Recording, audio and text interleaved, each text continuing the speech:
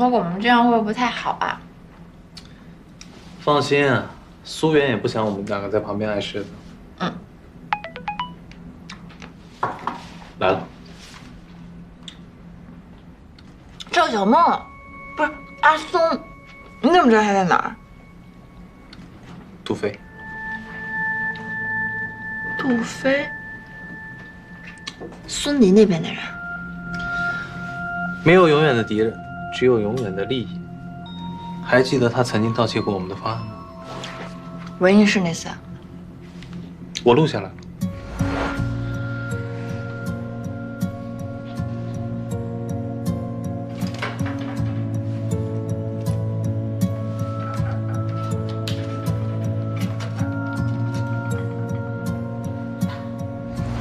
孟辉的下场历历在目，所以杜飞他知道，只要我们把证据交上去，孙离不会保他的。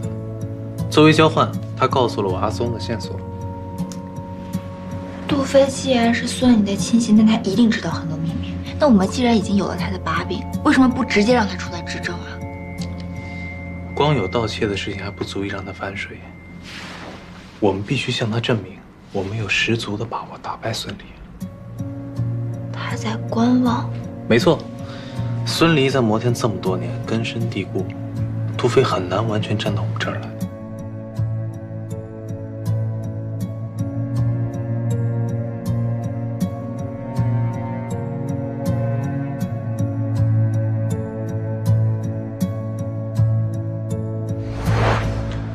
我联系上了查尔斯。不是说这事我来办吗？你拖得太久，我总得搞清楚，是能力不足，还是别有用心吧。疑心这种东西啊，只要埋下种子就可以了。你比我更了解孙总的为人，他为了达成目的，什么人都可以抛弃的。我要是你啊，我就要赶紧多找几个山头，毕竟胜负这种东西，说不准的。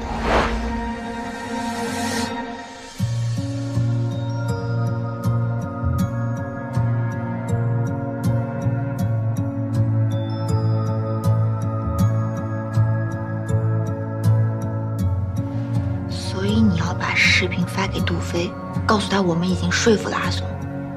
我不仅把视频发给了他，我还告诉了他核心机密文件泄露的事情是假的。上次运势软件的事情，我坑了杜飞一把，所以以孙离的性格，他完全不可能不怀疑杜飞。杜飞也是个聪明人，权衡利弊，他会做出正确的选择。你要利用杜飞一举拿下孙离。运势跟查尔斯的事情呢，只能算是自保。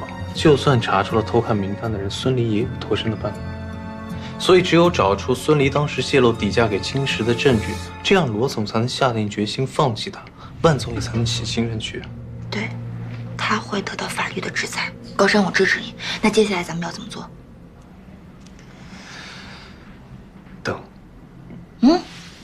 我又不是万能的。查尔斯明早来广州的消息，孙离肯定觉得他保密工作做得特别好，我完全不知情。所以杜飞如果提前把这件事透给我的话，就说明他已经完全站到我们这边了。如果没有的话，一切前功尽弃。你问我在赌。那你相信运气吗？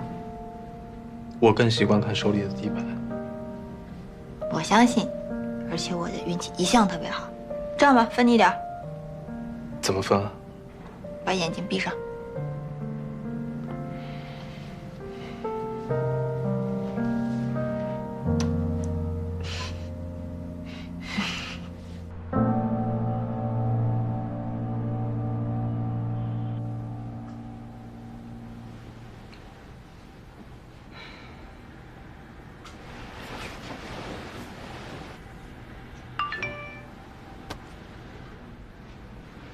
你的运气确实好，我们赌赢了。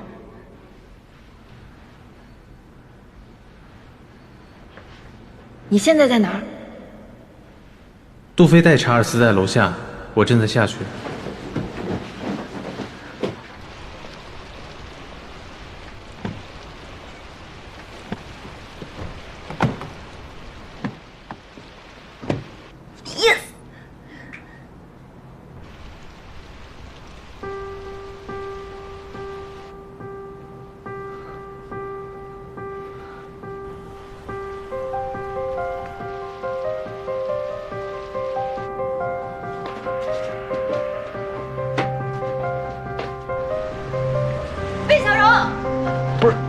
你怎么穿个睡衣就下来了？我看到贝小荣了，先披上。